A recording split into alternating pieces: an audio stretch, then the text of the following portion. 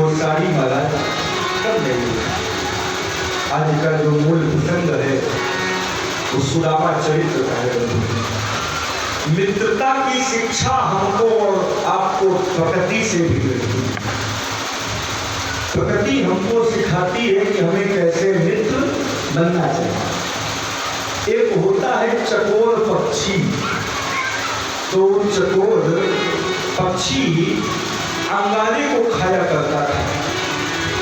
एक दिन एक राहगीर गुजरा वहां से, उसने कहा भैया तुम आग के अंगारे क्यों खाया करते हो? तो चकोर ने कहा जो मेरा मित्र है वो है चंद्रमा, तो मैंने उसके मिलने का एक उपाय ढूंढा है। कौन सा उपाय ढूंढा है? तो कहा हम तो रहत भूमि मित्र मेरो आसमान, हम अपने मित्र चंद्र से कैसे मिल पाएंगे। बहुत बड़ी बात है, रहते धरती पर और हमारा मित्र रहता है आकाश पर, तो कैसे मिल जाएंगे? तो हमने एक विचार किया, अग्नि की चिनगारियां चबाए चारु चोचन सो, हम अपने शरीर को भस्म बनाए। उसने कहा एक उपाय ढूंढा, हम आग के अंगारे खाएंगे, अंगारे खाते खाते हमारा शरीर भस्म हो जाएगा। तो फिर पता है क्या होगा? जब मेरा शरीर भस्म हो जाएगा तो कैलाश तागी भोलानाथ आए यहाँ और मेरी इस भस्म को निज भाग में रमाए। जब मैं राख बन जाऊंगा तो भोलेनाथ आएंगे और मेरे इस भस्म को अपने मस्तक पर लगाएंगे। और भोलेनाथ के मस्तक में रहता कौन है? चंद्रमा। भगवान शंकर के मस्तक का निवास है चंद्रमा का। तो उसने विचार किया कि भस्म बनकर हम अपने मित्र चंद्र से मिल जाएं। मित्रता की शिक्षा हमको प्रकृति से मिलती है। एक बार दूध ने पानी से कहा कि ऐसा करो तुम हमारे मित्र बन जाओ। तो पानी ने कहा भैया हमारी तुम्हारी बहुत अंतर है। तुम्हारा बाजार में एक मूल्य है, एक रेट है, 50 रुपए लीटर बिकते हो और हमारा कोई मूल्य नहीं महाराज। मैं तो नालियों में बहा करता, किसी को प्यास लगाई मोटर चलाया जल पी लिया। जबकि दूध से ज्यादा महत्व जल का है। महाराज दूध आपको मिलेगा नहीं तो आप मरेंगे नहीं, और पानी ना मिले तो क्या जिएंगे क्या? तो दूध ने कहा नहीं, मैं तुमको अपना मित्र बनाऊंगा। दूध ने पानी को मित्र बना लिया और एक ही भाव बिक गए। माताओं ने दूध को लिया, महाराज गैस में दूध को चढ़ाया और दूध जल पकते पकते पक गया और पानी जलने लगा। दूध कभी नहीं जलता, पानी जलता है। और जब पानी जल गया तो दूध में उफान आती है कि अरे मेरे मित्र जल ने मुझको बचाने के लिए अपने प्राणों का त्याग कर दिया। दूध रोता है और दूध में आप थोड़ा सा पानी डाल दो तो दूध शांत हो जाता है। यानी अपने मित्र को प्राप्त करके दूध शांत हो जाता है। और दूध में आप पानी ना डालो तो क्या हो जाएगा? गोवा इसको खोया, अपने मित्र को खोया। सुदामा जी के माता पिता बचपन में ही कॉलेज हो गए। इनकी माता का नाम था सुत देवी और पिताजी का नाम था दंभराम। ये प्रमाण रुद्र शिव महापुराण की रुद्र संहिता खंड नंबर 8 में मिला। इनके माता पिता जब बचपन में काले कौलित हो गए तो इनके मामा दंभमान ने इनका पालन पोषण किया। श्रुति सेनो इति ख्यातो मातृलोह पालिता। श्रुति सेन नामक मामा ने इनका पालन पोषण किया। अब सुदामा जी बड़े हुए, विद्या अध्ययन करने के लिए संदीपन जी के यहाँ जाने लगे। इधर से कन्हैया जा रहे थे तो सुदामा जी के पैरों में कांटा लगा। सुदामा जी रोने लगे।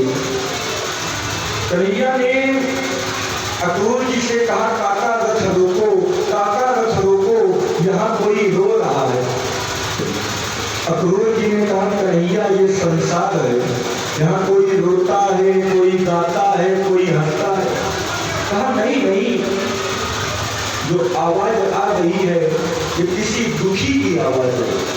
कन्हैया रथ से उतरे और महाराज उसी ओर गए जिस ओर से आवाज आ रही थी। जो था एक विप्र बालक बैठा है, मस्तक पर विशाल तिलक लगा हुआ है। कन्हैया ने कहा, भैया कहाँ भयो? कहा, लाला मेरे पैरों में कांटा लगे है, यादें मारे मैं चल ना सकूं। कन्हैया ने कहा, कांटा निकाला नहीं? कहा, भैया कांटा इतनी गहराई में लगा है कि वो निकल नहीं रहा।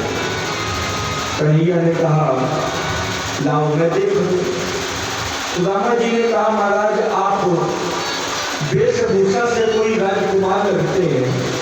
कन्हैया ने कहा, राजकुमार होंगे तो होंगे, लेकिन आप तो ब्राह्मण देवता होगा। कन्हैया ने कांटा निकालने का प्रयास किया, लेकिन कांटा इतनी गहराई में लगा था कि निकल नहीं रहा। कन्हैया ने अपने दांत से दाब के कांटा को निकाला और ब्राह्मण को महाराज कष्ट मुक्त कर दिया। वृंदावन बिहारी लाल की जय। उस ब्राह्मण देवता ने कहा, कष्ट मुक्त मोह हरियो, मैं काहूं आशीष। कन्हैया ने कहा, जे पग में कांटा लगो, वाही धरो मेरे शीश। ब्राह्मण देवता जिस चरणों में कांटा लगा है उसको मेरे मस्तक पर सर में रख दो तो मेरा कल्याण हो जाए। कन्हैया ने कहा, भैया मैंने आज से आपको अपना मित्र बना दिया, अब ये बताओ कहाँ जा रहे हो? ब्राह्मण बालक ने कहा, मैं संदीपन जी के यहाँ विद्या अध्ययन करने जा रहा हूँ। कन्हैया ने कहा, वहां तो हम भी जा रहे हैं, भैया चलो रथ में बैठो, साथ साथ चलते। सुदामा जी ने कहा, देखो भैया हम तो ज्यादा मित्रों पर भरोसा नहीं करते, आज मित्र बनाया कल छोड़ दोगे। भगवान ने कहा, हम ऐसे चाहनहार नहीं, आज किसी कर और को चाहे, फेंक दे निकाल ये नेत्र दो, किसी और की ओर जो जाए निगाहें। हम ऐसे चाहने वाले नहीं है कि आज किसी और को चाहे, कल किसी और को चाहे। कन्हैया ने रथ में बैठा दिया। अब महाराज जज एक पॉइंट बढ़वाइए अगर हो। गुरुकुल गए, संदीपन जी के यहाँ विद्यापीठ। उस विद्यालय का एक नियम था, चाहे राजा का लड़का हो चाहे भिखारी का लड़का हो, वहाँ जो पाठ दिया जाए उसको याद करना है। अगर ना सुना पाए तो जंगल में लकड़ी लेने जाना पड़ता था। एक बार गुरु बाबा ने सुदामा जी से एक प्रश्न पूछा। सुदामा जी ने कहा, हमको याद नहीं है। भगवान से पूछा, भगवान ने मन में विचार किया, चार वेद कंठाग्र मोही, कहो होय रस भंग, अपनो पाठ भुलाई के मैं जाऊं मित्र के संग।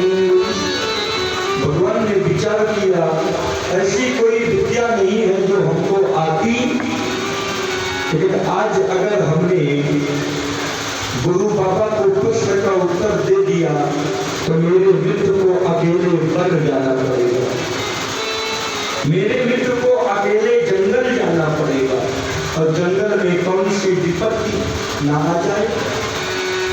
तो भगवान ने कह दिया हमको भी याद नहीं।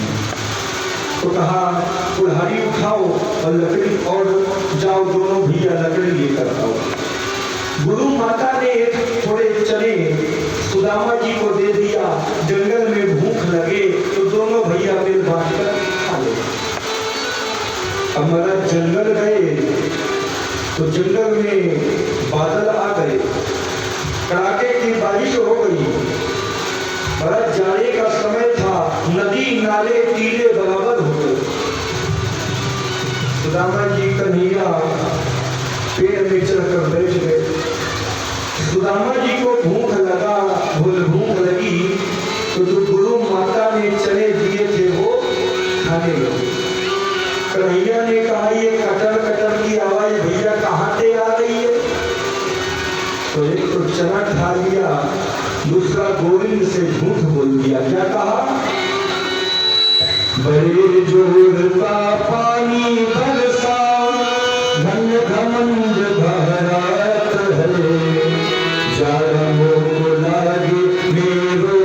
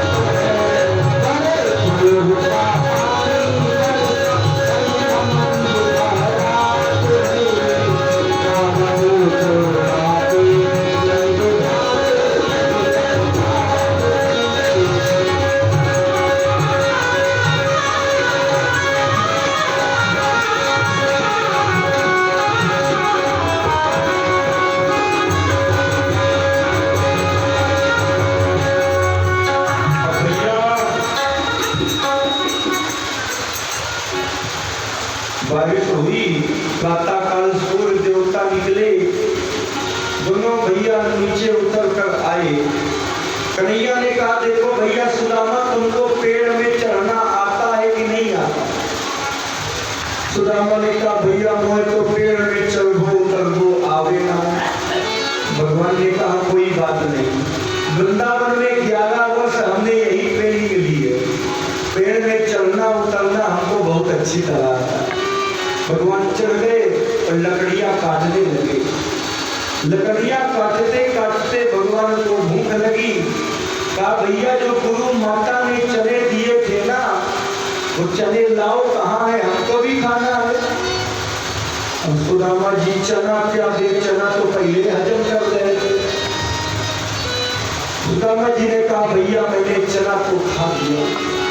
कन्हैया ने कहा बात चना की नहीं है बेटा, बात हिस्सा की है, क्योंकि शास्त्र कहते हैं हक परावा खात जो ताही मिले यह सीख, रहे जरी तरी द्विधर्म घर, घर घर मांगे भीख। महाराज जो दूसरों का हिस्सा छुपा करके खा लेते हैं धोखे से, उसको गरीब होना पड़ता है। तुमने चना खाया था तो हमसे पूछ लेते तो तुमको इसका फल न मिलता। भैया जब तुम्हें गरीबी का दुख सताए तो गरीबी का तो दुख तुम भोगना नहीं। हमारे हमारे द्वारिकापुरी आ जाना तो मैं इतनी संपत्ति दूंगा, उतनी संपत्ति दूंगा, उनको कभी मांगने की आवश्यकता नहीं पड़ेगी। जहां से दोनों मित्रों का मिलान हुआ था वहीं से महाराज बिछोह हो गया। समय बदला, कन्हैया द्वारिका के राजा हो गए, द्वारिकाधीश हो गए। तो सुदामा जी एक भिक्षुक ब्राह्मण हो गए। देखिए सुदामा जी के पास कुछ है नहीं। अगर सुबह भोजन किया है तो शाम को भोजन मिलेगा कि नहीं इसका पता नहीं, लेकिन भगवान के चरणों में अटूट प्रेम है महाराज। भागवतकार ने लिखा, कृष्णशासी सखा कश्चित् ब्राह्मणो ब्रह्मवित्तमा विरक्त इंद्रियार्थेषु प्रशांतात्मा जितेन्द्रिया। सुदामा जी कैसे हैं? तो कहा ब्राह्मणो ब्रह्मवित्तमा। देखिए जन्म से कोई ना ब्राह्मण होता है, ना क्षत्रिय होता है, ना वैश्य होता है। जन्मना जायते गेया संस्कारा दुज उच्चते। जब उसका संस्कार होता है तो वो दुज बनता है। देखिए दुज पक्षी भी है और दुज जिनका यज्ञोपवीत संस्कार हो जाए वो भी। दुज माने जिनका 2 बार जन्म हो, एक बार माता के गर्भ से और एक बार संस्कारों के द्वारा। वेद पाठेद भवेद विप्रा। जब वो वेद का अध्ययन करता है तब वो विप्र बनता है। और ब्रह्म जाने के ब्राह्मणा, ब्रह्म को जानने वाले ब्राह्मण होते हैं। सुदामा जी महाराज ब्रह्मविद्ता महाराज। कभी कभी तो ऐसे दिन आ जाते थे, सुदामा जी भिक्षा मांग कर आए, 100 ग्राम आटा मिला, ब्राह्मणी को दिया, ब्राह्मणी ने आटा लगाया, बड़े मुश्किल से महाराज 4 रोटी बनाई। 3 रोटी अपने पुत्रों को महाराज खिला दिया, 1 रोटी अपने पति सुदामा जी को पिला दिया, और जिस कठौती पर आटा गूंदा था उसको धो करके पी लिया महाराज। तो संतोष का अनुभव किया महाराज। गरीबी का दुख जिसने देखा है वही जान सकता है महाराज। धूप के तपे हुए व्यक्ति को अगर वृक्ष की छाया मिल जाएगी तो उसको सुख का आभास होगा, और दिन रात जो व्यक्ति कूलर में रहता है उसको पेड़ की छाया का महत्व क्या है। सुदामा जी महाराज, कन्हैया ने सोचा ऐसे तो सुदामा जी आएंगे नहीं, हम ही को जाना पड़ेगा। कन्हैया संत का रूप बना करके सुदामा जी की कुटिया में गए। सुदामा जी की पत्नी सुशीला द्वार पर आई। स्वामी जी ने कहा भिक्षाम दे। सुशीला ने कहा महाराज हमारे पास भिक्षा देने के लिए कुछ नहीं है। संत भगवान ने कहा क्यों बेटी? कहा कि हमारे यहाँ सोवर है। कहा बेटी तुम्हारे यहाँ कैसी सोवर है? सुशीला ने कहा हमारे यहाँ सुशीला ने कहा हमारे यहाँ दरिद्र रूपी बालक का जन्म हुआ है। ये दरिद्रता कभी मिटने वाली नहीं है। भगवान ने कहा कि कोई कल्प वृक्ष के नीचे भूखा पड़ा रहे तो उसमें कल्प वृक्ष का दोष है क्या? तुम्हारे पति के मित्र हैं द्वारिकाधीश महाराज, दोनों साथ में पड़े हैं। अगर अपने पति को कन्हैया के यहाँ आप भेजोगी तो महाराज इतना धन दे देंगे, इतना धन दे देंगे कि आपकी गरीबी दूर हो जाए। सुदामा जी शाम को भिक्षावृत्ति करके आए महाराज। सुशीला जी उनके चरण दबाने लगी। चरण दबाते दबाते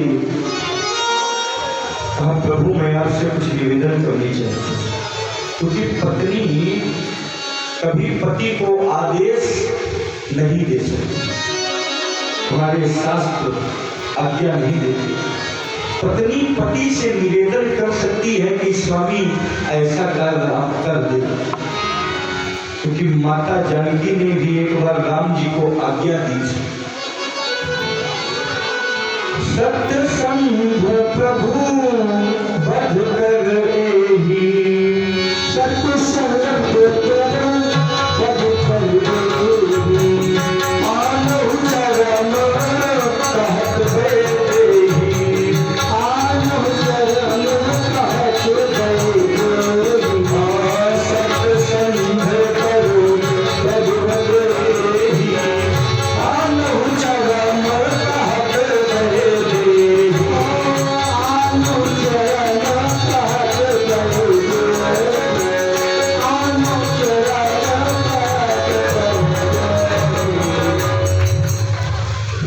महाराज जानकी माता ने एक बार राम जी को आज्ञा दिया था, सत्य संग प्रभु बध कर एहि और आनहु चरण कहत भय। प्रभु इस समय की छाल को आप ले आओ, इससे कुटिया की स्वभाव। महाराज पति को आज्ञा दिया था तो 11 महीने 26 दिन महाराज रावण के यहाँ कैद में रहना पड़ा। तो निवेदन कर रही है, ननु ब्रह्मन् भगवतः सखा साक्षात् श्रेयापति। स्वामी मैंने सुना है आपके मित्र हैं द्वारिकाधीश जी महाराज। सुदामा जी ने कहा, मित्र जब थे तब थे, अब तो भूल गए होंगे। कहा नहीं, वो दीन वत्सल है, भक्तों पर कृपा करने वाले हैं, वो आपको ना भूले होंगे। स्वामी एक निवेदन करना चाहते हैं कि आप एक बार द्वारिकाधीश के यहाँ चले जाइए ना। सुदामा जी ने कहा, देखो ब्राह्मणी, धीरे धीरे चौथापन आ रहा है, आधा जीवन तो बीत गया है, आधा जीवन महाराज इसी प्रकार बीत जाए, भगवान का भजन कर दो।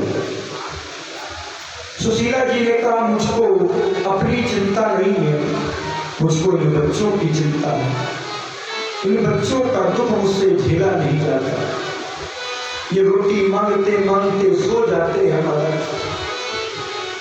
सुदामा जी ने कहा, देखो हम चले तो जाएंगे, लेकिन कुछ स्थान ऐसे हैं जहां जाइए तो कुछ लेकर जाइए। अगर खाली हाथ गए तो खाली हाथ, कौन से स्थान है? भोले वैद दीप गुरु ज्योतिषी, मान और यपराज, इन्हाय भेंट जो ना मिले, उसी भय नहीं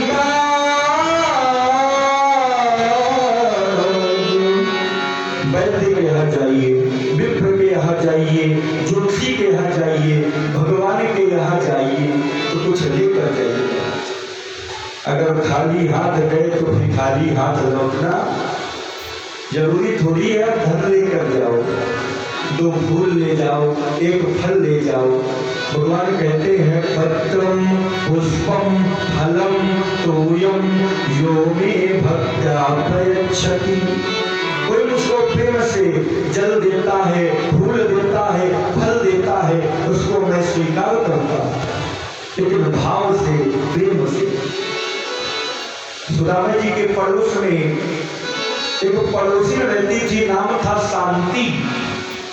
महाराज नाम तो था शांति, लेकिन स्वभाव से बहुत बड़ी थी क्रांति। महाराज सुशीला गई, कहा बहन दरवाजा खोल। हाँ सुशीला क्या काम है? कहा बहन मेरे पतिदेव द्वारिका द्वारकाधीश के यहाँ जा रहे हैं, वो इनके मित्र हैं, कुछ आप भेंट दे दो।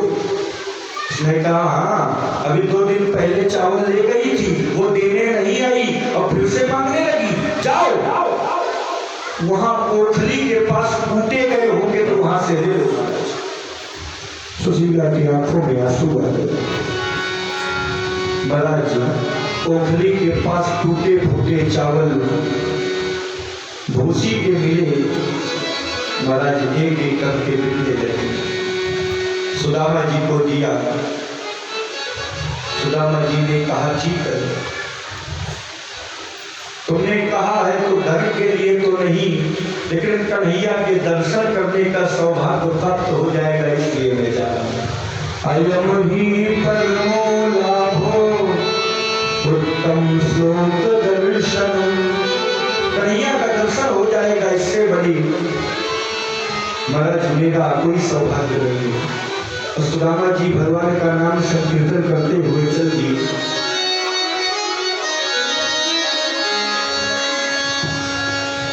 Oh